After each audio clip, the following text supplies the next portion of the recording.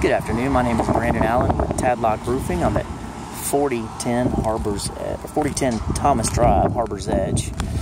And first thing we're going to take a look at is going to be your shingle condition. And what we have is a 3-tab shingle. So if you come over here on the back, you can see on this back side, we've got quite a bit of shingles that are broken loose, and you've got exposed nail heads all over the place, whichever one is going to be a potential leak.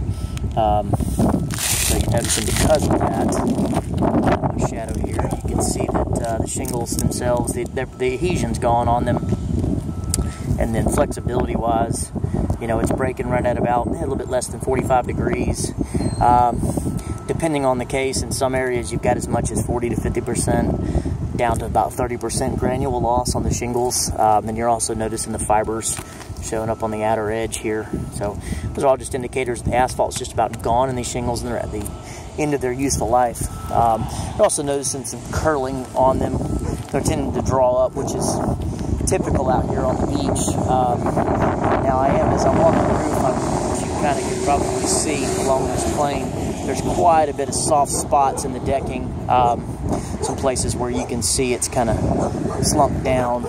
So there's definitely some leaks, or has been some leaks at times. It's caused some issues with the decking. I do see quite a few spot repairs, and I see some raised nails. All leaks, you know. You can see one right here where we've got a nail head that's popped up, you know, that's a leak.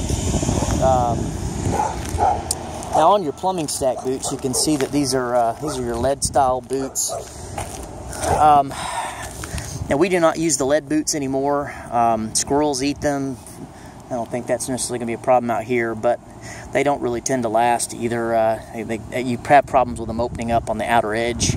And then once they do, then you know you're going to allow water in. You can see this one's been tarred before. Now we've gone to a different type of boot. It's called a bullet boot.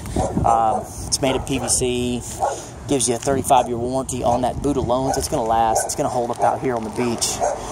As you can see as I walk the roof, there's several spots all up and down where we've got shingles, you know, that have broken loose on the 3-tab, and then, you know, in every case we've got exposed nails. And you can see here something else too. It's a common workmanship error. This is your nail line right here, and you can see that one, that nail's in the nail line. This one's not. This is called high nailing, and when they fire that nail high, it misses the row of shingles below it. It's a common problem, common workmanship error in nailing on shingles. Now, you won't necessarily see it in a pitch slope on this, but if you had a steeper slope pitch, you would start to see shingles sliding. And that's what the cause is. It's called high nailing. So, and here you can see they've just fired several nails into this shingle here. Again, I see several spots where broken shingles and shingles have been repaired.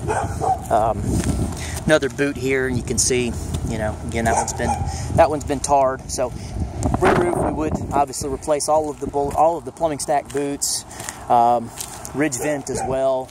We'd add a ridge vent all the way down. You can see that they've stopped the ridge vent here well short of the ridge, so you don't even have ample ridge vent here.